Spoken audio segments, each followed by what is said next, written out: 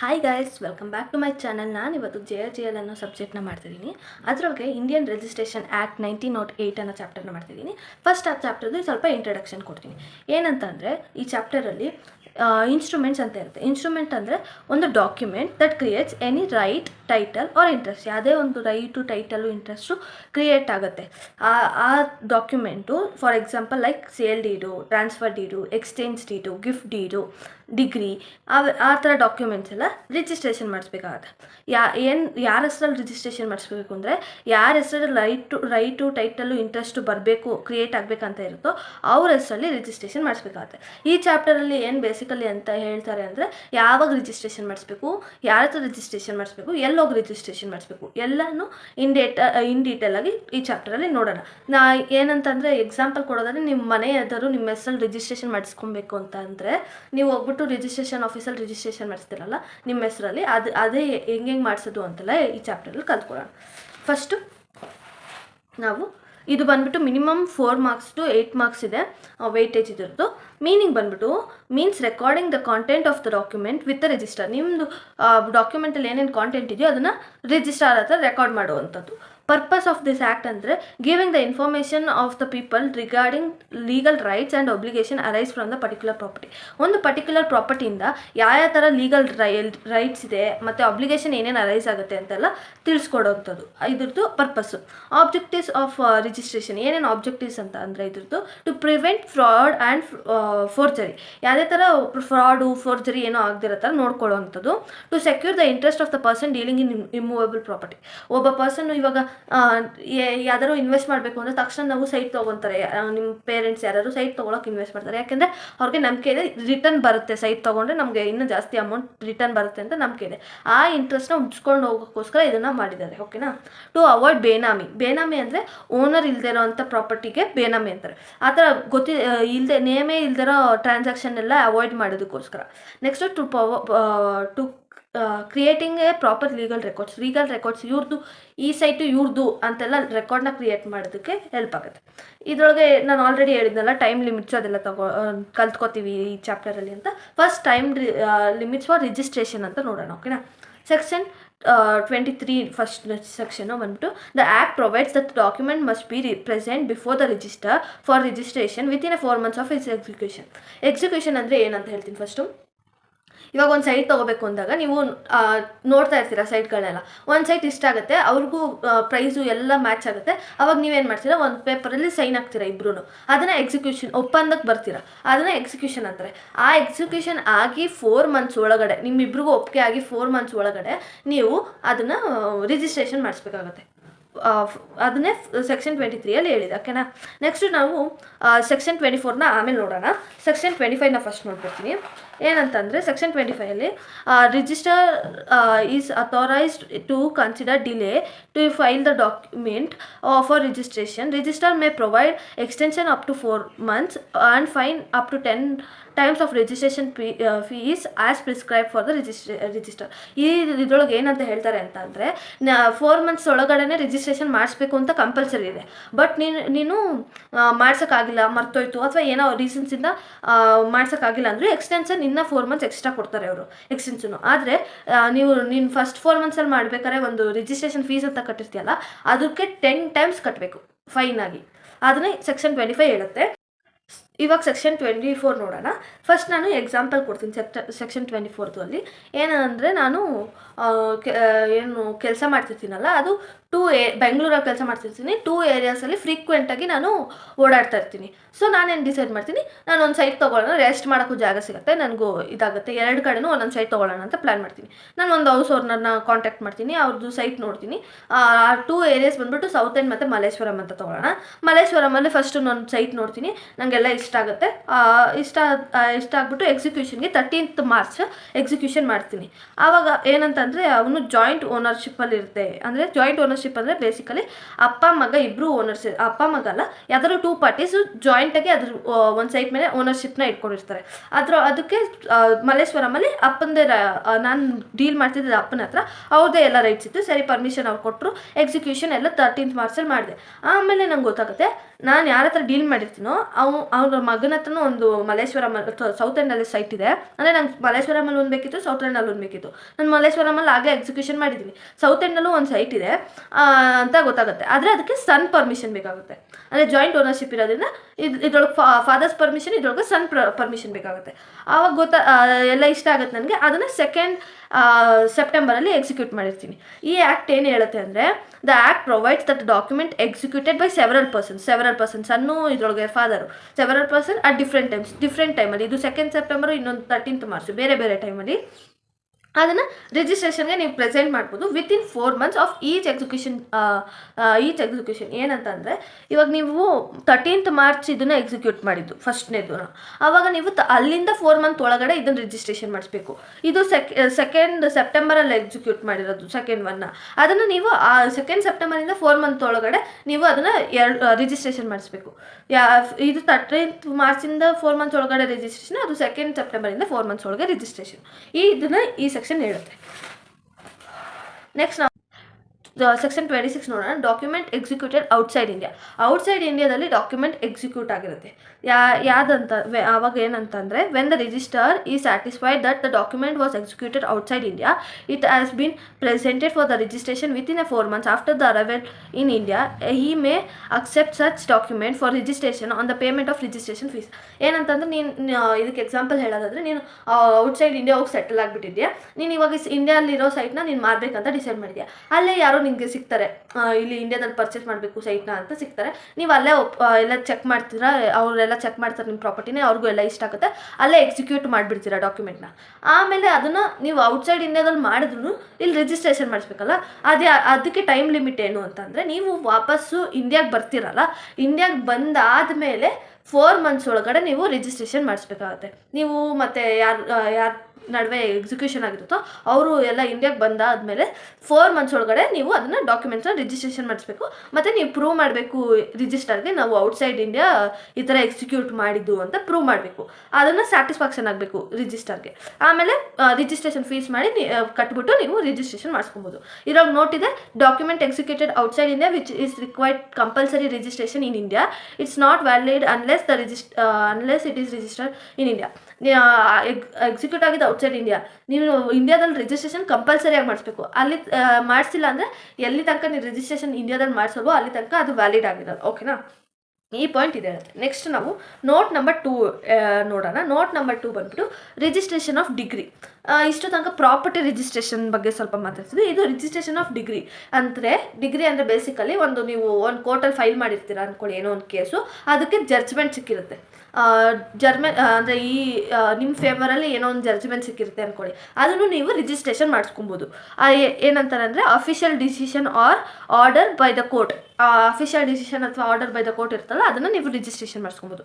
ಅದು ಯಾವಾಗ ಮಾಡಿಸ್ಕೊಬೇಕಂದ್ರೆ, the copy of degree may be registered within the sub register with the jurisdiction it was made. ಅಂದರೆ ಆ court ಜುಡಿಸ್ಟಿಕ್ಷನ್ ಅಂದರೆ ಯಾವ ಪ್ಲೇಸಲ್ಲಿ ಆ ಕೋರ್ಟ್, ಅಂದರೆ ಇವಾಗ ನಾನು ಸೌತ್ ಎಂಡಲ್ಲಿ ಕೇಸ್ ಹಾಕಿದರೆ ಸೌತ್ ಎಂಡಲ್ಲೇ ರಿಜಿಸ್ಟ್ರೇಷನ್ ಮಾಡಿಸ್ಕೊಬೇಕು, ಬೇರೆ ಕಡೆ ಹೋಗಿ ರಿಜಿಸ್ಟ್ರೇಷನ್ ಮಾಡಿಸ್ಕೊಡೋಕ್ಕಾಗಲ್ಲ. ಆ ಪ್ಲೇಸಲ್ಲೇ ರಿಜಿಸ್ಟ್ರೇಷನ್ ಮಾಡಿಸ್ಕೊಬೇಕು. ಆ ಕಾಪಿ ಸಬ್ ರಿಜಿಸ್ಟರ್ ಹತ್ರ ಅಲ್ಲೇ ರಿಜಿಸ್ಟ್ರೇಷನ್ ಮಾಡಿಸ್ಕೊಬೇಕು ಅಂತ ಫಸ್ಟ್ ಪಾಯಿಂಟ್ ಹೇಳುತ್ತೆ. The copy of decree can be submitted within 4 months from the day it become final and the copy given to the both parties.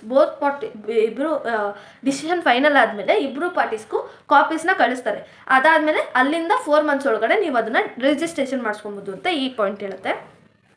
If the appeal was filed against such degree, ನೀವು ಏನು judgment ಬಂದಿರುತ್ತೋ ಅದನ್ನು opposite ಪಾರ್ಟಿಯವರು ಅದ್ರ ಮೇಲೆ appeal, ಅಂದರೆ ನನಗೆ satisfaction ಆಗಿಲ್ಲ ಅಂತ ಮತ್ತೆ ಇನ್ನೊಂದ್ಸತಿ ಮಾಡೋದಕ್ಕೆ, ಮತ್ತೆ ಇನ್ನೊಂದ್ಸತಿ ಜಡ್ಜ್ಮೆಂಟ್ ಕೊಡೋಕ್ಕೆ ಅಪೀಲ್ ಅಂತಾರೆ.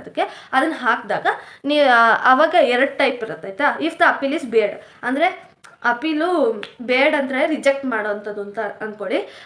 ಅವ್ರು ಅಪೀಲ್ ಹಾಕಿದ ತಕ್ಷಣ ಜಡ್ಜು ಇದಾಗಲ್ಲ ಅಂತ ರಿಜೆಕ್ಟ್ ಮಾಡಿಬಿಟ್ರೆ ನೀವು ಡಿಗ್ರಿ ಆಗಲೇ ಇಮಿಡಿಯೇಟಾಗಿ ರಿಜಿಸ್ಟ್ರೇಷನ್ ಮಾಡಿಸ್ಕೊಬೋದು. ಯಾವಾಗ ನಿಮಗೆ ಕಾಪಿ ಸಿಕ್ಕುತ್ತೋ ಆವಾಗಿಂದ 4 months ಒಳಗಡೆ ನೀವು ರಿಜಿಸ್ಟ್ರೇಷನ್ ಆವಾಗಲೇ ಮಾಡಿಸ್ಕೊಂಡ್ಬಿಡ್ಬೋದು.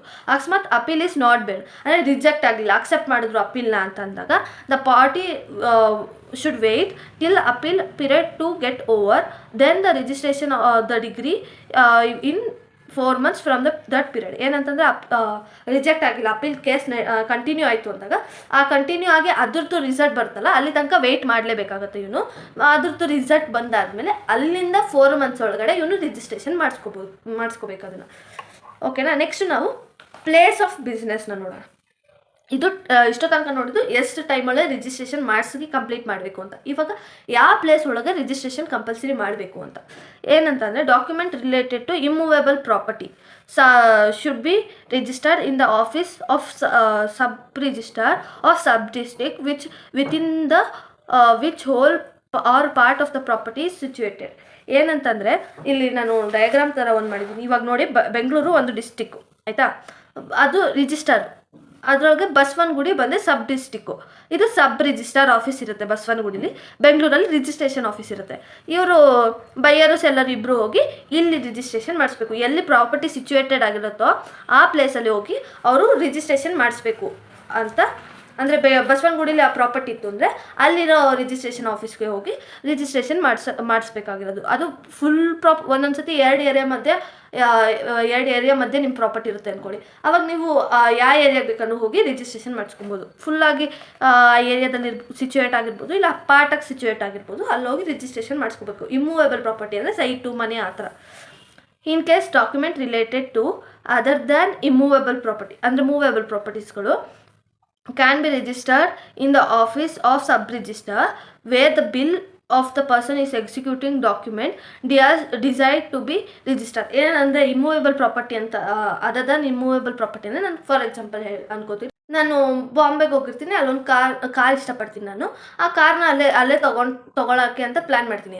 ಅಕಸ್ಮಾತ್ ನಾನು ಅಲ್ಲೇ ತೊಗೊಂಡ್ರೆ ಅದರೊಳಗೆ ನಂಬರ್ ಪ್ಲೇಟ್ ಇರುತ್ತಲ್ಲ, ಅದರೊಳಗೆ ಬಾಂಬೆಲಿ ತೊಗೊಂಡಿದ್ದು ಅಂದರೆ ಮುಂಬೈಯಲ್ಲಿ ತೊಗೊಂಡಿದ್ದು ಅಂತ ಆ ನಂಬರ್ ಬರುತ್ತೆ. ಅಕಸ್ಮಾತ್ ನಾನು ಅದನ್ನು ಕರ್ನಾಟಕಕ್ಕೆ ತಂದಾಗ ನನಗೆ ಅದು ಪ್ರಾಬ್ಲಮ್ ಆಗುತ್ತೆ. ಕರ್ನಾಟಕ ಪೊಲೀಸವ್ರಿಗೆಲ್ಲ ಬಾಂಬೆದು ಗಾಡಿ ಇಲ್ಲಿ ಯಾಕೆ ಓಡಾಡ್ತಿದೆ ಅಂತೆಲ್ಲ ಡೌಟ್ ಬರುತ್ತೆ. ಅದಿನ್ನೇನು ಇಶ್ಯೂಸ್ಗೆಲ್ಲ ಇದಾಗುತ್ತೆ.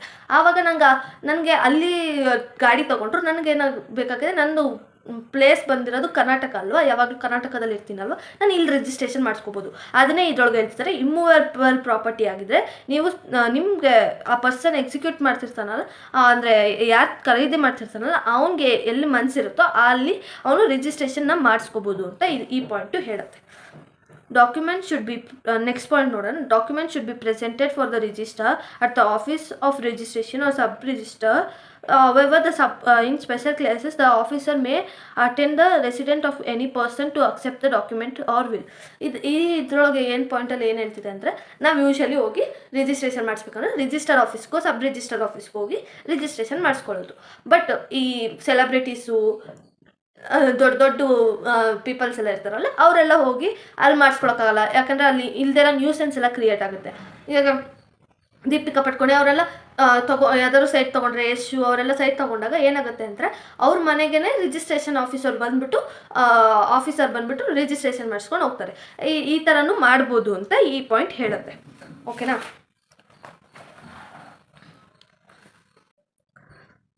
ಇವಾಗ ನೆಕ್ಸ್ಟು ಇವಾಗ ಪ್ಲೇಸ್ ಆಫ್ ಬಿಸ್ನೆಸ್ ನೋಡಾಯಿತು, ಟೈಮು ನೋಡಾಯಿತು, ಯಾರು ಎಕ್ಸಿಕ್ಯೂಷನ್ ಮಾಡಬೇಕು ಅದನ್ನು ನೋಡೋಣ. ಓಕೆನಾ. Who can present the document for the registration, ಯಾರು ಪ್ರೆಸೆಂಟ್ ಮಾಡ್ಬೋದು ಅಂದರೆ ಸೆಕ್ಷನ್ 32 ಅಲ್ಲಿ the following person can present the document for the registration. Person who executing the document, ಯಾರು ಎಕ್ಸಿಕ್ಯೂಟ್ ಮಾಡಿರ್ತಾರೋ ಆ ಪರ್ಸನ್ಸ್ ಹೋಗಿ ರಿಜಿಸ್ಟ್ರೇಷನ್ ಮಾಡಿಸ್ಬೋದು. ಲೀಗಲ್ ರೆಪ್ರೆಸೆಂಟೇಟಿವ್ ಫಾರ್ ಡಿಸೀಸ್ಡ್ ಅಂದರೆ ಇವಾಗ ಎಕ್ಸಿಕ್ಯೂಷನ್ ಮಾಡಿರ್ತಾರೆ, ಅದಾಗಿದ ತಕ್ಷಣ ಅವ್ರು ಹುಷಾರು ತಪ್ಪಿಬಿಟ್ಟು ಡಿಸೀಸ್ ಪರ್ಸನ್ ಆಗ್ತಾರೆ. ಆವಾಗ ಅವ್ರದ್ದು ಲೀಗಲ್ ರೆಪ್ರೆಸೆಂಟೇಟಿವ್ ಹೋಗ್ಬಿಟ್ಟು ರಿಜಿಸ್ಟ್ರೇಷನ್ಗೆ ಮಾಡಿಸ್ಬೋದು. ಓಕೆನಾ.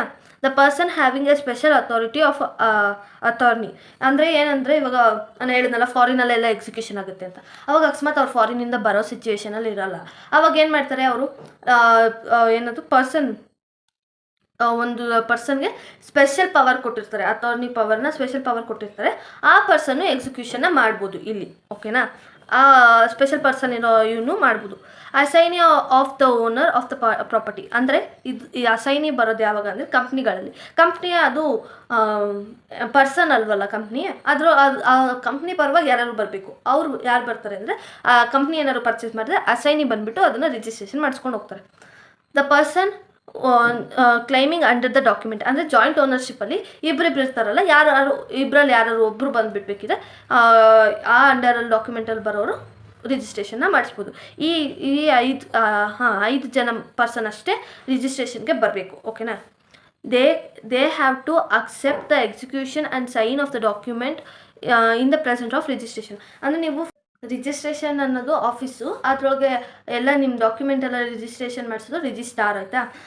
ನೀವು ಅವ್ರ ಮುಂದೆ ಹೋಗ್ಬಿಟ್ಟು ಇಬ್ಬರು ಸೈನ್ ಮಾಡಿರಬೇಕು ಎಕ್ಸಿಕ್ಯೂಷನ್ ಅಂದರೆ ಅಂತ ಹೇಳಿದ್ನಲ್ಲ, ಆ ಸೈನ್ ನಿಮ್ಮದೇ. ಯಾವುದೇ ಥರ ಫೋರ್ಸಿಂದ ನೀವು ಸೈನ್ ಮಾಡಿಲ್ಲ ಅಂತ ಅವ್ರ ಮುಂದೆ ಸೈನ್ ಹಾಕ್ಬಿಟ್ಟು ಪ್ರೂವ್ ಮಾಡಬೇಕಾಯ್ತಾ.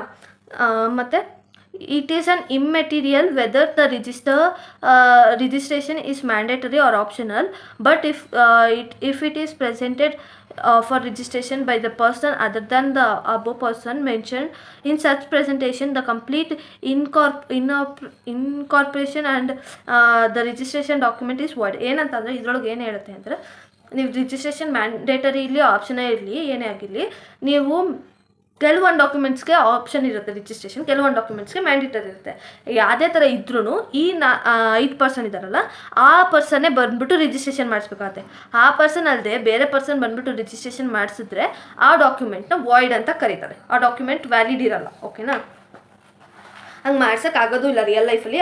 ಆ ಪರ್ಸನ್ಗಳು ಬಂದಿಲ್ಲ ಅಂದರೆ ಡಾಕ್ಯುಮೆಂಟ್ ರಿಜಿಸ್ಟ್ರೇಷನ್ ಮಾಡ್ಸೋಕ್ಕೆ ಆಗಲ್ಲ. ಈ ಆ್ಯಕ್ಟ್ ತರಕ್ಕೆ ಮುಂಚೆ ಆ ಥರ ಯಾವುದೋ ಒಂದು ಕೇಸ್ ಆಗಿರುತ್ತೆ, ಅದರಿಂದ ಈ ಆ್ಯಕ್ಟ್ ನಮ್ಗೆ ತಂದಿರ್ತಾರೆ. ಓಕೆನಾ. The following person are exempted for appearing before the registrar if they have executed the document in a official capacity. ಈ 2 ಪರ್ಸನ್ಸ್ ಇರ್ತಾರಲ್ಲ, ಇವರು ರಿಜಿಸ್ಟ್ರೇಷನ್ ಮಾಡಿಸೋವಂಥ ಅವಶ್ಯಕತೆ ಇರಲ್ಲ. ಫಾರ್ ಎಕ್ಸಾಂಪಲ್, ಇವಾಗ ಗೌರ್ಮೆಂಟ್ ಆಫೀಸರ್ ಇರ್ತಾರಲ್ಲ ಅವರು, ಮತ್ತು official trustee or assignee of the government. ಅಂದರೆ ಗೌರ್ಮೆಂಟ್ ಪ್ರಾಪರ್ಟಿ ಇವಾಗ ಹೆಂಗಾಗುತ್ತೆ, ಈ ರಿಜಿಸ್ಟ್ರೇಷನ್ನು ಬಂದ್ಬಿಟ್ಟು ಗೌರ್ಮೆಂಟ್ ಅಂಡರಲ್ಲೇ ಬರುತ್ತೆ. ಗೌರ್ಮೆಂಟೇ ಯಾವುದೋ ಒಂದು ಸೈಟ್ನ ಬೈ ಮಾಡ್ತಂದ್ರೆ ಮತ್ತಿಲ್ಲಿ ರಿಜಿಸ್ಟ್ರೇಷನ್ ಮಾಡಿಸಿ ಆ ದುಡ್ಡು ಅಂದರೆ ಅಲ್ಲಿ ದುಡ್ಡು ಕಟ್ಟಿ ಮತ್ತೆ ಕೆರೆ ನೀರನ್ನ ಕೆರೆಗೆ ಚೆಲ್ದಂಗೆ ಆಗ್ಬಿಡುತ್ತೆ. ಅದಕ್ಕೆ ಇವರೇನು ಅಂದರೆ ಇವರು ಓನ್ ಆಫೀಸರ್ ಎಲ್ಲ ಇರ್ತಾರಲ್ಲ, ಅವರು ಗೋಸ್ಕರ ಪ್ರಾಪರ್ಟಿ ಏನಾದ್ರು ಬೈ ಮಾಡಿದ್ರೆ ಅದನ್ನ ರಿಜಿಸ್ಟ್ರೇಷನ್ ಮಾಡಿಸ್ಬೇಕು. ಅದೇ ಗೌರ್ಮೆಂಟ್ಗೋಸ್ಕರ ಯಾವ್ದಾದ್ರು ಪ್ರಾಪರ್ಟಿ ಏನೋ ಬೈ ಮಾಡಿದ್ರೆ, ಅಸೈನಿ ಅಥವಾ ಟ್ರಸ್ಟಿ ಯಾರು ಬೈ ಮಾಡಿದ್ರೆ ಗೌರ್ಮೆಂಟ್ಗೋಸ್ಕರ, ಆವಾಗ ರಿಜಿಸ್ಟ್ರೇಷನ್ ಮಾಡಿಸೋ ಅವಶ್ಯಕತೆ ಇರಲ್ಲ. ಓಕೆನಾ. ಇಲ್ಲಿ ಬರ್ದಿದ್ದೀನಿ ನೋಡಿ, means the property are use for the government use only, not for the officer personal use. ಓಕೆನಾ. ನೆಕ್ಸ್ಟ್ ಸೆಕ್ಷನ್ 35 ನೋಡೋಣ. ರೆಫ್ಯೂಸಲ್ ಟು ರಿಜಿಸ್ಟ್ರೇಷನ್ ಆಫ್ ಡಾಕ್ಯುಮೆಂಟ್ಸು. ಯಾವ ಟೈಮಲ್ಲಿ ನಿಮ್ಮ ಡಾಕ್ಯುಮೆಂಟ್ನ ರೆಫ್ಯೂಸ್ ಮಾಡ್ತಾರೆ ರಿಜಿಸ್ಟ್ರೇಷನ್ ಮಾಡೋದಕ್ಕೆ ಅಂತ. ಓಕೆನಾ. The registration officer shall refuse to register the document as per section 35 in the following cases.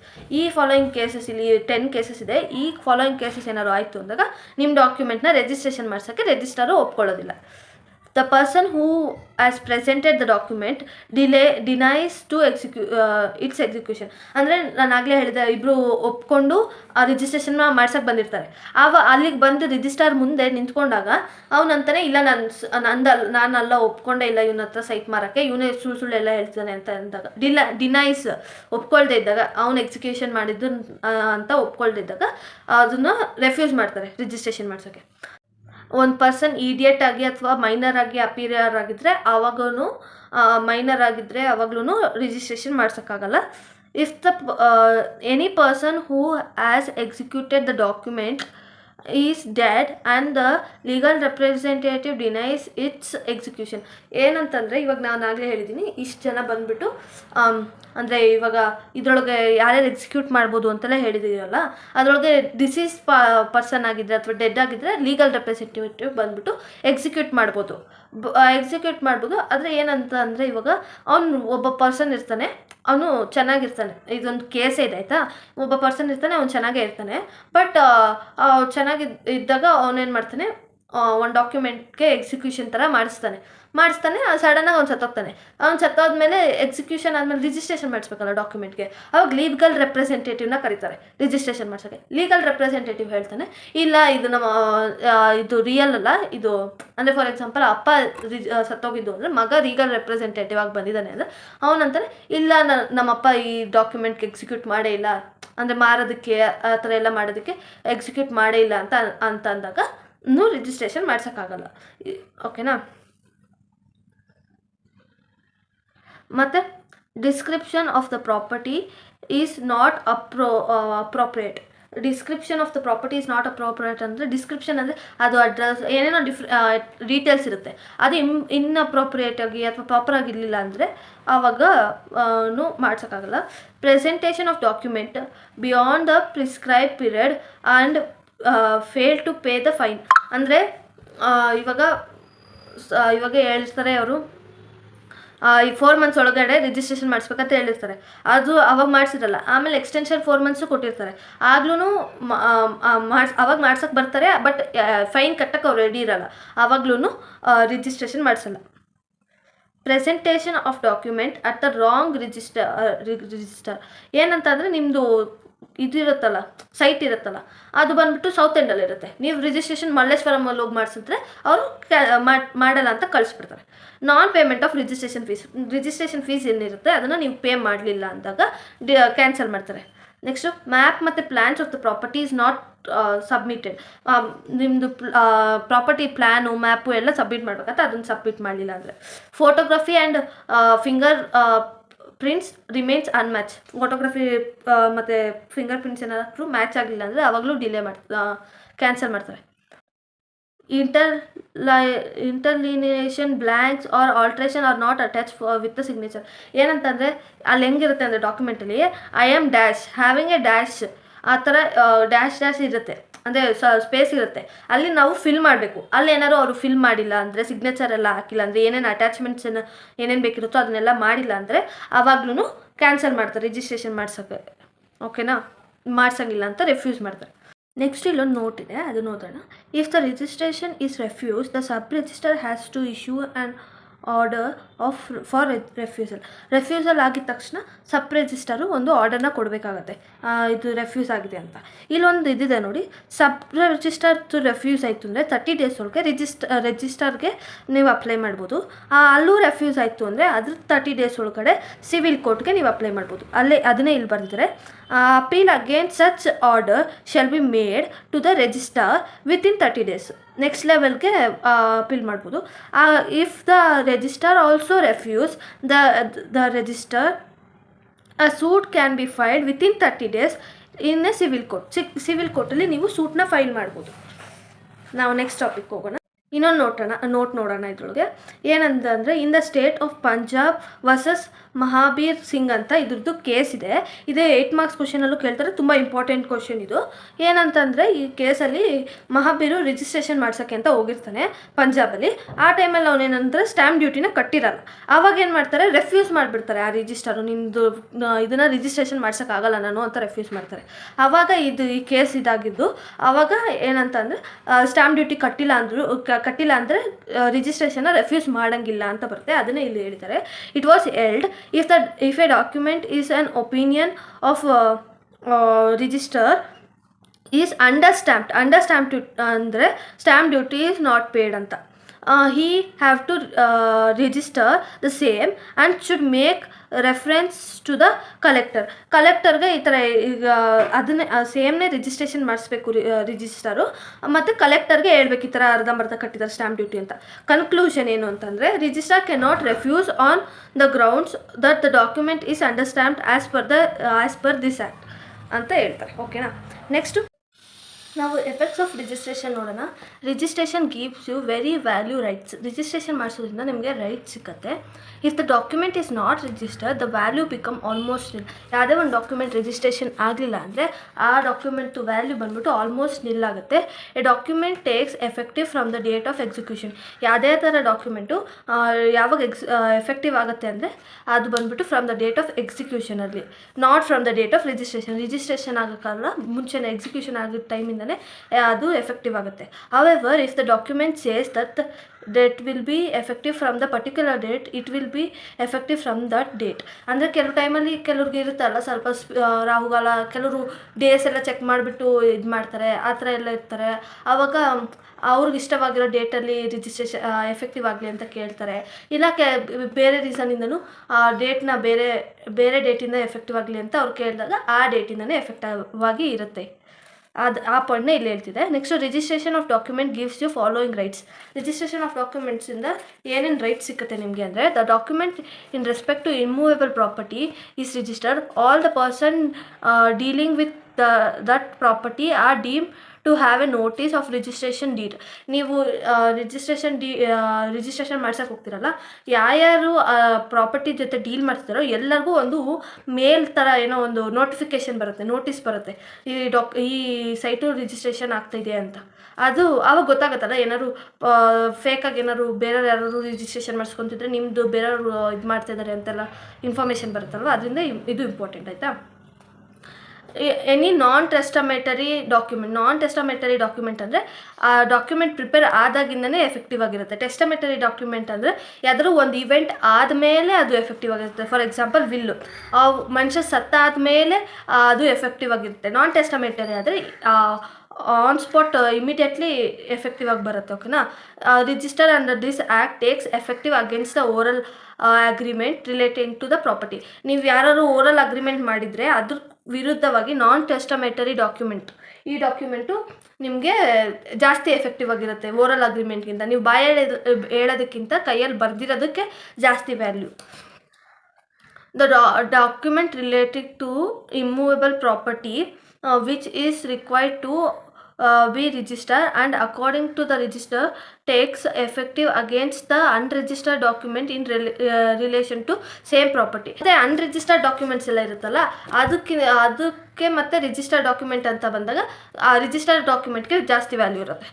Accept lease for immovable property less than 1 year. ನೀವು ರೆಂಟಿಗೆಲ್ಲ ಮನೆ ತೊಗೋತಿರಲ್ಲ, ಅದು ಲೆಸ್ ದ್ಯಾನ್ 1 year ಇತ್ತು ಅಂದಾಗ ನೀವು ಅದಕ್ಕೆ ರಿಜಿಸ್ಟ್ರೇಷನ್ ಮಾಡಿಸೋ ಅವಶ್ಯಕತೆ ಇಲ್ಲ. ಅದೂ ಸೇಮ್ ವ್ಯಾಲ್ಯೂ ಇರುತ್ತೆ, ಅದಕ್ಕೂ ಸೇಮ್ ವ್ಯಾಲ್ಯೂ ಇರುತ್ತೆ, ರಿಜಿಸ್ಟ್ರೇಷನ್ ಆಗಿರೋದಕ್ಕೂ ಸೇಮ್ ವ್ಯಾಲ್ಯೂ ಇರುತ್ತೆ. ನೆಕ್ಸ್ಟು ಇದಕ್ಕೆ ಒಂದು ಎಕ್ಸಾಂಪಲ್ ಹೇಳೋದಾದರೆ, ಎ ಮತ್ತು ಬಿ ಇರ್ತಾರೆ, ಅವರಿಬ್ರು ಸೇಮ್ ಸೈಟ್ನ ನೋಡಿರ್ತಾರೆ, ಅವರು ಇಬ್ರಿಗೂ ಇಷ್ಟ ಆಗಿರುತ್ತೆ. ಆದರೆ ಎ ಬಂದುಬಿಟ್ಟು ಫಸ್ಟ್ ಎಕ್ಸಿಕ್ಯೂಟ್ ಮಾಡಿರ್ತಾನೆ, ಬಿ ಅದನ್ನು ಎಕ್ಸಿಕ್ಯೂಟ್ ಮಾಡಿರಲ್ಲ, ಫಸ್ಟೇ ರಿಜಿಸ್ಟ್ರೇಷನ್ ಮಾಡಿಸಿರ್ತಾನೆ. ಇವಾಗ ಎ ಫಸ್ಟ್ ಎಕ್ಸಿಕ್ಯೂಟ್ ಮಾಡಿದ್ದಾನೆ, ರಿಜಿಸ್ಟ್ರೇಷನ್ ಮಾಡಿಸಿಲ್ಲ. ಬಿ ಫಸ್ಟ್ ರಿಜಿಸ್ಟ್ರೇಷನ್ ಮಾಡಿಸ್ತಾನೆ, ಎಕ್ಸಿಕ್ಯೂಟೇ ಮಾಡಿಲ್ಲ ಅವನು. ಇವಾಗ ಯಾವ ಡಾಕ್ಯುಮೆಂಟ್ಗೆ ವ್ಯಾಲ್ಯೂ ಇದೆ, ಯಾವ ಡಾಕ್ಯುಮೆಂಟ್ನ ಓಕೆ ಮಾಡ್ತಾರೆ ಅಂದರೆ, ಎಕ್ಸಿಕ್ಯೂಟ್ ಮಾಡಿರ್ತಾನಲ್ಲ ಅವನ ಡಾಕ್ಯುಮೆಂಟ್ನೇ ಇದು ಮಾಡ್ತಾರೆ. ಬಿಕಾಸ್ ಎಕ್ಸಿಕ್ಯೂಷನಿಂದ ಎಫೆಕ್ಟಿವ್ ಬರುತ್ತೆ ಅಂತ ನಾನು ಮುಂಚೆನೇ ಹೇಳಿದಲ್ಲ. From the execution the document will be effective, not from the registration. ಆದ್ದರಿಂದ ಎ ಅನ್ನೊಂದು ಡಾಕ್ಯುಮೆಂಟೇ ಅಂದರೆ ಎ ಅನ್ನೊಂದು if the two document on the same property are registered, the document executed first are as priority even if it is registered late. ನಾನು ಆಗಲೇ ಹೇಳಿದ್ನಲ್ಲ, execute ಆಗಿರೋದೇ ಫಸ್ಟಿಗೆ priority ಇರುತ್ತೆ, ರಿಜಿಸ್ಟ್ರೇಷನ್ ಲೇಟಾಗಾದರೂ ಪರವಾಗಿಲ್ಲ. Documents take effect from the execution, not from the registration date. ಓಕೆನಾ. ಇಲ್ಲಿಗೆ effects of registration ನೋಡಿದ್ವಿ. Next effects of non registration ನೋಡೋಣ. ಎಫೆಕ್ಟ್ಸ್ ಆಫ್ ನಾನ್ ರಿಜಿಸ್ಟ್ರೇಷನ್ ಅಂತ ಅಂದರೆ, if the document which is required to be registered under section 17 of act and not register. Section 17 ಪ್ರಕಾರ registration ಆಗಬೇಕಾಗಿರೋದು registration ಆಗಿಲ್ಲ ಅಂದರೆ, effects of such unregistered document will be ಏನೇನಾಗುತ್ತೆ ಅಂದರೆ, it does not enforce the right of the party under the document. ಯಾವುದೇ ಥರ right ಇರಲ್ಲ ಪಾರ್ಟಿಗೆ ಡಾಕ್ಯುಮೆಂಟ್ ಪ್ರಕಾರ. ಯಾವುದೇ ಸೈಟ್ನ ಇದು ಮಾಡೋದಕ್ಕೂ ಒಂದು ಅಂತ ಹೇಳ್ಕೊಳ್ಳೋಕ್ಕೂ ಯಾವುದೇ ಒಂದು ಡಾಕ್ಯುಮೆಂಟ್ ಇರಲ್ಲ ಅವನ ಹತ್ರ. It does not allow adaptation of child. Adaptation of ಚೈಲ್ಡ್ಗೂ ಇದಕ್ಕೂ ಏನು ಸಂಬಂಧ ಅಂದರೆ, ನೀವು ಯಾವ್ದಾದ್ರು ಒಂದು ಚೈಲ್ಡ್ನ ಅಡಾಪ್ಟ್ ಮಾಡ್ಬೇಕಾದ್ರೆ ನಿಮ್ಮ ಹತ್ರ ಸೈಟ್ ಇದೆ, ಅಂದರೆ ನೀವು ಪಾಪನ್ನ ನೋಡ್ಕೊಳ್ಳೋಷ್ಟು ಶಕ್ತಿ ಇದೆ ನಿಮ್ಮ ಹತ್ರ ಅಂತೆಲ್ಲ ಚೆಕ್ ಮಾಡ್ತಾರೆ. ಸೈಟ್ ಇದೆ ಅಂತೆಲ್ಲ ಚೆಕ್ ಮಾಡ್ತಾರೆ. ನಿಮ್ಗೆ ಅದೆಲ್ಲ ಇದೆಲ್ಲ ಇದ್ದರೆ, ನಿಮ್ಮ ಹತ್ರ ಪ್ರಾಪರ್ಟಿ ಗಿಪರ್ಟಿ ಎಲ್ಲ ಇದ್ದರೆ ಮಾತ್ರ ನಿಮಗೆ ಮಗುನ ಕೊಡೋದು. ಇವಾಗ ನೀವು ಅನ್ರಿಜಿಸ್ಟರ್ ಮಾಡಿದರೆ ನಿಮ್ಮ ಡಾಕ್ಯುಮೆಂಟ್ನ, ಆವಾಗ ನಿಮಗೆ ನಿಮ್ಮದು ಸೈಟು ಅಂತ ಇದಾಗಲ್ಲ. ಅದಕ್ಕೋಸ್ಕರ ಅದು document cannot be admitted as an evidence under the court ಅಂಡರಲ್ಲಿ ನೀವು ಆ ಡಾಕ್ಯುಮೆಂಟ್ನ ಎವಿಡೆನ್ಸ್ ಥರ ಕೊಡೋಕ್ಕಾಗೋದಿಲ್ಲ. Document become useless from the practical ಪರ್ಪಸ್ಸಿಂದ ಈ ಡಾಕ್ಯುಮೆಂಟು ಯೂಸ್ಲೆಸ್ ಅಂತ ಕನ್ಸಿಡರ್ ಆಗುತ್ತೆ. ನೋಟ್ ಬಂದುಬಿಟ್ಟು, unregistered document may be admitted as an evidence. Unregistered document admit ಮಾಡೋಕ್ಕಾಗಲ್ಲ ಎವಿಡೆನ್ಸ್ ಆಗಿ ಅಂತ ಹೇಳಿದ್ನಲ್ವ, ಹಾಗೆ ಒಂದೊಂದು ಟೈಮಲ್ಲಿ ಎವಿಡೆನ್ಸ್ ಆಗಿ ತೊಗೋಬೋದು. ಯಾವಾಗ ಅಂದರೆ suit for the specific performance, ಯಾವುದೋ ಒಂದು ಸ್ಪೆಸಿಫಿಕ್ ಪರ್ಫಾರ್ಮೆನ್ಸಿಂದ ಇದು ಅಂದರೆ ಅಲ್ಲೇನೋ ಕ್ರಿಮಿನಲ್ ಏನೋ ಒಂದು ಕೊಲೆ ಏನೋ ಆಗಿರುತ್ತೆ, ಆ ಮನೇಲಿ ಆಗಿರುತ್ತೆ ಅಂತ ಅಂದ್ಕೊಳ್ಳಿ. ಫಸ್ಟ್ ಕ್ರಿಮಿನಲ್ ಆಗಿರೋನ್ನ ಹಿಡಿಬೇಕಲ್ವ. ಈ ಮನೆ ರಿಜಿಸ್ಟ್ರೇಷನ್ನೇ ಆಗಿಲ್ಲ, ಈ ಮನೆ ಕೊಲೆ ಆಗಿಲ್ಲ, ಆ ಥರ ಹೇಳೋಕ್ಕಾಗಲ್ಲ. ಅದು ಮೇಯ್ನ್ ಪರ್ಪಸ್ ಇರೋದು ಕೊಲೆ ಆಗಿರೋದು. ಅದಕ್ಕೆ ಸ್ಪೆಸಿಫಿಕ್ ಪರ್ಫಾರ್ಮೆನ್ಸ್ ಆಗಿದ್ದರೆ ಅದನ್ನು ಸೂಟ್ನ ತೊಗೊತಾರೆ. Court accept the unregistered document as an evidence. ಕೋರ್ಟೇ ಪರವಾಗಿಲ್ಲ, ಅನ್ರಿಜಿಸ್ಟರ್ಡ್ ಆಗಿದ್ದು ಪರವಾಗಿಲ್ಲ, ನಾನು ಇದನ್ನು ಎವಿಡೆನ್ಸ್ ಆಗಿ ತೊಗೋತೀನಿ ಅಂದರೆ ಆವಾಗ್ಲೂ ಅದು ಅಕ್ಸೆಪ್ಟ್ ಆಗಿರುತ್ತೆ ಎವಿಡೆನ್ಸ್ ಆಗಿ. ಅವೆರಡೇ ಪಾಯಿಂಟಲ್ಲಿ ಎವಿಡೆನ್ಸ್ ಆಗಿ ತೊಗೊಳ್ತಾರೆ ಅದನ್ನು. ನೆಕ್ಸ್ಟ್ ನಾನು ಆಗಲೇ ಹೇಳಿದ್ನಲ್ಲ, ಡಾಕ್ಯುಮೆಂಟ್ಸು ಟೆಸ್ಟಮೆಟರಿ ಮತ್ತು ನಾನ್ ಟೆಸ್ಟಮೆಟರಿ ಆಗಿರ್ತಾರೆ. ಟೆಸ್ಟಮೆಟರಿ ಅಂದರೆ will getting effective after the event after happening ಇದೆ ಈವೆಂಟು, ಯಾರೋ ಸತ್ತ ಮೇಲೆ ಅದಕ್ಕೆ ವ್ಯಾಲ್ಯೂ ಬರುತ್ತೆ. ಆ ಥರ ಏನೋ ಒಂದು ಈವೆಂಟ್ ಆದಮೇಲೆ ಅದಕ್ಕೆ ವ್ಯಾಲ್ಯೂ ಇರುತ್ತೆ ಅಂತ. ಇದು ನಾನ್ ಟೆಸ್ಟಮೆಟರಿ ಅಂದರೆ from the execution date immediately ಆಗುತ್ತೆ ಅಂತ. ಫಾರ್ ಎಕ್ಸಾಂಪಲ್ ಸೇಲ್ ಡೀಡ್, ಅದಕ್ಕೆ ನಾನ್ ಟೆಸ್ಟಮೆಟರಿಗೆ ಎಕ್ಸಾಂಪಲ್. ಟ್ರಾನ್ಸ್ಫರ್ ಡೀಡ್ ಅಂತಂದರೆ ಏನೋ ವರ್ಷ ಅನ್ನೋರು ಏನೋ ಒಂದು ಟ್ರಾನ್ಸ್ಫರ್ ಮಾಡಿರ್ತಾರೆ ಬೇರೆಯವ್ರಿಗೆ, ಅದಕ್ಕೆ ವರ್ಷ ಅನ್ನೋರು ರೈಟ್ಸ್ನ ಬೇರೆಯವ್ರಿಗೆ ಟ್ರಾನ್ಸ್ಫರ್ ಮಾಡೋದನ್ನ ಟ್ರಾನ್ಸ್ಫರ್ ಡೀಡ್ ಅಂತ ಅಂತಾರೆ. ಓಕೆನಾ. Registration of will to registration ಹೆಂಗಿರುತ್ತೆ ಅಂದರೆ, registration of will is optional. ನಿಮಗೇನು ಕಂಪಲ್ಸರಿ ಇಲ್ಲ ವಿಲ್ ರಿಜಿಸ್ಟ್ರೇಷನ್ ಮಾಡೋದು. Any person claiming under the will or executor of the will can present the will of registration. ಏನಂತಂದರೆ ಈ ವಿಲ್ಲಲ್ಲಿ ಫಾರ್ ಎಕ್ಸಾಂಪಲ್ ಹೇಳೋದಾದರೆ, ಅಪ್ಪ will ಮಾಡಿರ್ತಾರೆ, ಮಕ್ಕಳ ಹೆಸರು ಆಸ್ತಿನೆಲ್ಲ ಬರ್ತಿದ್ದಾರೆ ಅಂತ ಅಂದ್ಕೊಳ್ಳಿ. ಆ ಮಕ್ಕಳು ಹೋಗ್ಬಿಟ್ಟು ಅದನ್ನು ರಿಜಿಸ್ಟ್ರೇಷನ್ ಮಾಡಿಸ್ಕೋಬೋದು, ಇಲ್ಲ ಅಪ್ಪನೇ ವಿಲ್ ಬರೆದ ಮೇಲೆ ಅದನ್ನು ರಿಜಿಸ್ಟ್ರೇಷನ್ ಮಾಡಿ ಇಕ್ಬೋದು. ಓಕೆನಾ. ನೆಕ್ಸ್ಟ್ ನೋಡೋಣ. If testator present the will, the registering officer will register document in the same manner as another document. ಇವಾಗ ಟೆಸ್ಟೇಟರ್ ಅಂದರೆ ಫಾದರ್, ಅವ್ರ ಮಕ್ಕಳಿಗೆ ವಿಲ್ ಮಾಡ್ತಿದ್ದಾರೆ ಅಲ್ವಾ, ಅವ್ರ ಆಸ್ತಿನ ತೊಗೊಂಡು ಅವ್ರು ಏನಾದ್ರು ರಿಜಿಸ್ಟ್ರೇಷನಿಗೆ ಬಂದರೆ ರಿಜಿಸ್ಟರ್ ಆಫೀಸರು ಏನು ಆ ಡಾಕ್ಯುಮೆಂಟಲ್ಲಿ ಇರುತ್ತೋ ಅದನ್ನು ತೊಗೊಂಡು ಇನ್ನೊಂದು ಡಾಕ್ಯುಮೆಂಟಾಗಿ ಮಾಡಿಕೊಡ್ತಾರೆ, ಅಷ್ಟೇ ಸೇಮ್ ಮ್ಯಾನರಲ್ಲಿ ಮಾಡಿಕೊಡ್ತಾರೆ. If the document is presented by the beneficiary it will B register only if it is registered advocate is satisfied that. ಏನೇನು ಸ್ಯಾಟಿಸ್ಫೈ, ಮಕ್ಕಳು ಬೆನಿಫಿಷರಿ ಅಂದರೆ ಅದರಿಂದ ವಿಲ್ಲಿಂದ ಯಾರಿಗೆ ಬೆನಿಫಿಟ್ಸ್ ಆಗುತ್ತೆ, ಮಕ್ಳಿಗೆ ಬೆನಿಫಿಟ್ಸ್ ಆಗುತ್ತೆ. ಅವ್ರು ಬಂದುಬಿಟ್ಟು ರಿಜಿಸ್ಟ್ರೇಷನ್ ಮಾಡ್ಸೋಕ್ಕೆ ಬಂದಾಗ ಇದು ರಿಜಿಸ್ಟರ್ ಆಫೀಸರ್ಗೆ ಕೆಲವೊಂದು ಸ್ಯಾಟಿಸ್ಫ್ಯಾಕ್ಷನ್ ಆಗಬೇಕು. ಯಾವುದು ಅಂದರೆ document indeed executed by testator. ಇದು ಅಪ್ಪನೇ ಎಕ್ಸಿಕ್ಯೂಟ್ ಮಾಡಿರೋದು ಈ ಡಾಕ್ಯುಮೆಂಟ್ನ ಅಂತ ಅದು ಸ್ಯಾಟಿಸ್ಫ್ಯಾಕ್ಷನ್ ಆಗಬೇಕು. ಮತ್ತು ಟೆಸ್ಟೇಟರ್ ಈಸ್ ಡೈಡ್ ಅಂದರೆ ಅಪ್ಪ ಸತ್ತೋಗಿರಬೇಕು. ಸತ್ತೋಗಿದ್ದಾಗ ಮಾತ್ರ, ಇಲ್ಲ ಸತ್ತೋಗಿಲ್ಲ ಅಂದರೆ ಅವರೇ ಬಂದುಬಿಟ್ಟು ರಿಜಿಸ್ಟ್ರೇಷನ್ ಮಾಡಿಸ್ಬೋದಲ್ಲ, ಮಕ್ಕಳನ್ನ ಯಾಕೆ ಕಳಿಸ್ತಾಯಿದ್ರು, ಅದಕ್ಕೆ ಅವ್ರು ಸತ್ತೋಗಿರಬೇಕು. The person is presenting the will entitled to present the same. ಅಂದರೆ ಏನು ಪ್ರೆಸೆಂಟ್ ಮಾಡ್ತಿದ್ದಾರೋ ಅದು ಪ್ರೆಸೆಂಟ್ ಮಾಡ್ತಿರೋದು ಮತ್ತು ಡಾಕ್ಯುಮೆಂಟಲ್ಲಿರೋದು ಎರಡು ಸೇಮ್ ಅಂತ ಇದಾಗಬೇಕು. ಓಕೆನಾ. ನೆಕ್ಸ್ಟ್ ಇದು ಲಾಸ್ಟ್ 3 ಟಾಪಿಕ್ಸ್ ಉಳಿದಿದೆ. ಇದೇನಂತಂದರೆ, ಇಷ್ಟು ತನಕ ಯಾವ ಡಾಕ್ಯುಮೆಂಟ್ಸ್ನ ಅಂದರೆ ಹೆಂಗೆ ರಿಜಿಸ್ಟ್ರೇಷನ್ ಮಾಡಿಸೋದು ಅದೆಲ್ಲ ನೋಡಿದ್ವಿ. ಯಾವ ಡಾಕ್ಯುಮೆಂಟ್ಸ್ ಕಂಪಲ್ಸರಿ ರಿಜಿಸ್ಟ್ರೇಷನ್ ಮಾಡಿಸ್ಬೇಕು, ಯಾವುದಾದ್ರು ಆಪ್ಷನಲ್ಲಿ ರಿಜಿಸ್ಟ್ರೇಷನ್ ಮಾಡಿಸ್ಬೇಕು, ಅವ್ರಿಗೆ ಇಷ್ಟ ಬಂದಂಗೆ ರಿಜಿಸ್ಟ್ರೇಷನ್ ಮಾಡಿಸ್ಬೋದು ಅಂತ ಇದೆ. ಮತ್ತು ಕೆಲವು ಡಾಕ್ಯುಮೆಂಟ್ಸ್ ರಿಜಿಸ್ಟ್ರೇಷನ್ ಮಾಡ್ಸೋಕ್ಕೆ ಆಗಲ್ಲ ಅಂತ ಇದೆ. ನಾವು ಇವಾಗ ಯಾವುದೇ ಡಾಕ್ಯುಮೆಂಟು ಕಂಪಲ್ಸರಿ ರಿಜಿಸ್ಟ್ರೇಷನ್ ಆಗಬೇಕು ಅಂತ ನೋಡೋಣ. ಅದು ಬಂದ್ಬಿಟ್ಟು 17 ಸಬ್ಸೆಕ್ಷನ್ 1ನಲ್ಲಿದೆ. ಒಂದು instrument of gifts of immovable property. ನಿಮ್ಗೆ ಯಾರಾದರೂ ಇಮೂವೇಬಲ್ ಪ್ರಾಪರ್ಟಿನ ಗಿಫ್ಟಾಗಿ ಕೊಟ್ಟರೆ ನೀವು ಅದನ್ನು ಸೆಲೆಬ್ರೇಟ್ ಮಾಡೋಕ್ಕಿಂತ ಮುಂಚೆ ಅದನ್ನು ಫಸ್ಟ್ ಹೋಗಿ ರಿಜಿಸ್ಟ್ರೇಷನ್ ಮಾಡಿಸ್ಬೇಕು, ಆವಾಗಲೇ ನಿಮಗೆ ಆ ಪ್ರಾಪರ್ಟಿ ಸಿಗೋದು. ಮತ್ತು non testamentary instrument which create declare assign limit extinguish any right title interest. ಇದನ್ನು ನೆನ್ಪಿಟ್ಕೊಳ್ಳೋಕ್ಕೆ ಸಿಡಿಲ್ ಅಂತ ನೆನ್ಪಿಟ್ಕೊಬೇಕು. ಅಂದರೆ ನಾನು ಹೇಳ್ತೀನಿ, ಅಂದರೆ ಈ ಥರ ನೆನ್ಪಿಟ್ಕೊಂಡ್ರೆ ನೆನಪಿರುತ್ತೆ ಅಂತ. ಇದನ್ನು ಯಾವುದೇ ಒಂದು ಡಾಕ್ಯುಮೆಂಟ್ ಡಿಕ್ಲೇರ್ ಆದರೆ, ಅಸೈನ್ ಆಗಲಿ, ಲಿಮಿಟ್ ಆಗಲಿ, ಕ್ರಿಯೇಟ್ ಆಗಲಿ, ರೈಟ್ನ ಎಕ್ಸ್ಟಿಂಗ್ವಿಷ್ ಆಗಲಿ, ರೈಟ್ನ ಟೈಟಲ್ನ ಇಂಟ್ರೆಸ್ಟ್ನ ಮಾಡಿದಾಗ of the value is over 100 rupees. 100 rupeesಗಿಂತ ಜಾಸ್ತಿ ಇದ್ದರೆ ಇನ್ ಇಮೂವೇಬಲ್ ಪ್ರಾಪರ್ಟಿಲಿ 100 rupeesಗಿಂತ ಜಾಸ್ತಿ ಇದ್ದರೆ ನಾನ್ ಟೆಸ್ಟಮೆಟರಿ ಇನ್ಸ್ಟ್ರೂಮೆಂಟು, ಆವಾಗ ರಿಜಿಸ್ಟ್ರೇಷನ್ ಮಾಡಿಸ್ಬೇಕಾಗತ್ತೆ. ಮತ್ತು lease on immovable property for an year to year. ಒಂದು ಲೀಸ್ ಮಾಡಿಸ್ತಿರಲ್ಲ, ಅದು ಮೋರ್ ದ್ಯಾನ್ 1 year ಇದ್ದರೆ ಆವಾಗ್ಲೂ ನೀವು ಎಕ್ಸೀಡ್ 1 year ಇದ್ದರೆ ಆವಾಗ್ಲೂ ರಿಜಿಸ್ಟ್ರೇಷನ್ ಕಂಪಲ್ಸರಿಯಾಗಿ ಮಾಡಿಸ್ಬೇಕಾಗತ್ತೆ. ಆದರೆ ಏನಾದ್ರು ಈ 1 yearಗಿಂತ ಕಮ್ಮಿ ಇದ್ದರೆ ಮಾಡ್ಸೋಂಗಿಲ್ಲ. ಯಾವುದೇ ಒಂದು ಕೋರ್ಟು ಅಥವಾ ಅವಾರ್ಡು ನಿಮಗೆ ಇದು ಸಿಡಿಲ್ನ ಇದು ಮಾಡಿಕೊಡೋದ್ರಿಂದ ಅದು ಮೋರ್ ದ್ಯಾನ್ 100 ರುಪೀಸ್ ಇತ್ತು ಅಂದರೆ ಅದನ್ನು ನೀವು ರಿಜಿಸ್ಟ್ರೇಷನ್ ಮಾಡಿಸ್ಲೇಬೇಕಾಗತ್ತೆ. Next authority to adopt a child, such authority is not conferred by the will. Authority adopt ಮಾಡಿರ್ತೀರಲ್ಲ ಚೈಲ್ಡ್ನ, ಅದನ್ನು ಡಾಕ್ಯುಮೆಂಟ್ಸ್ನು ನೀವು ರಿಜಿಸ್ಟ್ರೇಷನ್ ಕಂಪಲ್ಸರಿ ಮಾಡಿಸ್ಬೇಕು. ಯಾವುದನ್ನು ನೀವು ರಿಜಿಸ್ಟ್ರೇಷನ್ ಮಾಡಿಸ್ತಾ ಇದ್ರು ನಾಟ್ ನೆಸೆಸರಿ ಇರುತ್ತಲ್ಲ, ಅಂದರೆ ಮಾಡ್ಸೋಕ್ಕೆ ಆಗಲ್ಲ ಅನ್ನೋ ಡಾಕ್ಯುಮೆಂಟ್ಸ್ ಯಾವುದಿತ್ತು ಅಂದರೆ ಕಾಂಪೌಂಡ್ ಡೀಡ್ ಇರುತ್ತಲ್ಲ, ಅದನ್ನು ನೀವು ಮಾಡ್ಸೋಕ್ಕಾಗಲ್ಲ. ಆ ಡಾಕ್ಯುಮೆಂಟ್ನ ನೀವು ರಿಜಿಸ್ಟ್ರೇಷನ್ ಮಾಡ್ಸೋಕ್ಕಾಗಲ್ಲ. ಮತ್ತು instrument relating to share in the company even if it is asset or only or partly of immovable property. ಶೇರ್ನ ನೀವು ಟ್ರಾನ್ಸ್ಫರ್ ಎಲ್ಲ ಮಾಡ್ತಿರಲ್ಲ, ಆ ಶೇರ್ನ ಖರೀದಿ ಮಾಡ್ತಿರಲ್ಲ, ಆ ಡಾಕ್ಯುಮೆಂಟ್ಸ್ನೆಲ್ಲ ನೀವು ರಿಜಿಸ್ಟ್ರೇಷನ್ ಮಾಡ್ಸೋಕ್ಕಾಗಲ್ಲ.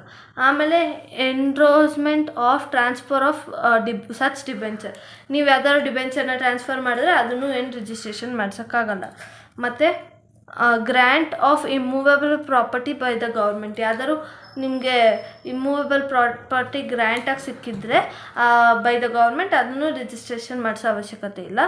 ಮತ್ತು loan granted under the collateral security of land under any act, ಯಾವುದೇ ಆ್ಯಕ್ಟ್ ಪ್ರಕಾರ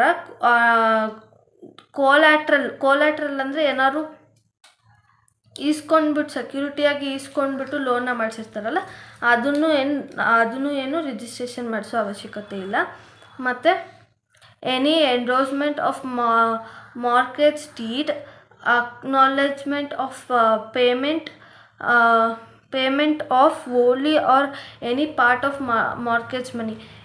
ಯಾವುದೋ ಒಂದು ಮಾರ್ಕೆಟ್ಸ್ ಡೀಡ್ ಅಂದರೆ ಏನಾದ್ರು ಅಡ ಇಕ್ಬಿಟ್ಟು ನೀವು ಇದು ಮಾಡೋ ಅಂಥದ್ದು, ಅದನ್ನು ನೀವು ರಿಜಿಸ್ಟ್ರೇಷನ್ ಮಾಡಿಸೋಂಗಿಲ್ಲ. ಇದರಲ್ಲಿ ಯಾವ್ದಾದ್ರು 4 to 5 ಪಾಯಿಂಟ್ಸ್ ಕಲಿಯೋಕ್ಕೆ ಇದು 17 ಸಬ್ಸೆಕ್ಷನ್ 2 ಅಲ್ಲಿ ಇದೆ, not compulsory to register. Next section 18ನ ಮುಗಿಸೋಣ ನಾವು. ಸೆಕ್ಷನ್ 18ನಲ್ಲಿ ಏನಂದರೆ ಯಾವ ಡಾಕ್ಯುಮೆಂಟ್ಸ್ನ ಆಪ್ಷನಲ್ ನಿಮ್ಮ ಇಷ್ಟವಾಗಿ ರಿಜಿಸ್ಟ್ರೇಷನ್ ಮಾಡಿಸ್ಬೋದು. ಯಾವುದಂತಂದರೆ ವಿಲ್ನ ನಿಮ್ಗೆ ಇಷ್ಟ ಇದ್ದರೆ ರಿಜಿಸ್ಟ್ರೇಷನ್ ಮಾಡಿಸ್ಬೋದು, ಇಲ್ಲಾಂದರೆ ಇಲ್ಲ. Any non testamentary instrument which ಸಿಡಿಲ್, ಎನಿ RTI ಅಂದರೆ right to title interest of immovable property value less than 100, ಅದು ಕಂಪಲ್ಸರಿ ಮಾಡಿಸ್ಬೇಕಾಗಿದ್ದು ಮೋರ್ ದ್ಯಾನ್ 100, ಇದು less than 100. Lease less than 1 year, 1 yearಗಿಂತ ಕಡಿಮೆ ಇತ್ತು ಲೀಸು ಅಂದರೆ ಮಾಡ್ಸೋಂಗಿಲ್ಲ ಅಂತ ಹೇಳಿದ್ನಲ್ಲ, ಮಾಡಿಸ್ತಾ ಇದ್ರೂ ಪರವಾಗಿಲ್ಲ ಅಂತ. ಇದರೊಳಗೆ ಅದೇ ಆಪ್ಷನಲ್ ಅಂತ ಇದು. Any court degree R on arbitral award which is cedil any right title interest in immovable property which is less than 100. ಅದು ಆಗಲೇ ಏನಿತ್ತು ಕಂಪಲ್ಸರಿಲಿ ಏನಿತ್ತು ಅದರೊಳಗೆ 100 ಮೋರ್ ದ್ಯಾನ್ 100 ಇತ್ತು, ಅದನ್ನು ಕಂಪಲ್ಸರಿಯಾಗಿ ರಿಜಿಸ್ಟ್ರೇಷನ್ ಮಾಡಬೇಕು. ಇದರೊಳಗೆ ಲೆಸ್ ದ್ಯಾನ್ 100 ಇದೆ, ಅದನ್ನು ರಿಜಿಸ್ಟ್ರೇಷನ್ ಮಾಡೋ ಅವಶ್ಯಕತೆ ಇಲ್ಲ. Any non testamentary document which is made with respect to movable property ಗೋಸ್ಕರ ನಾನ್ ಟೆಸ್ಟಮೆಟರಿ ಯಾವ್ದಾದ್ರು ಡಾಕ್ಯುಮೆಂಟ್ಸ್ ಮಾಡಿದರೆ ಅದನ್ನು ರಿಜಿಸ್ಟ್ರೇಷನ್ ಮಾಡಿಸೋದು ಆಪ್ಷನಲ್. Thank you. ಇಲ್ಲಿಗೆ ಈ ಚಾಪ್ಟರ್ ಮುಗಿಯುತ್ತೆ. ಏನಾದ್ರು ಡೌಟ್ ಇದ್ದರೆ ಕಮೆಂಟ್ ಸೆಕ್ಷನಲ್ಲಿ ಕಮೆಂಟ್ ಮಾಡಿ.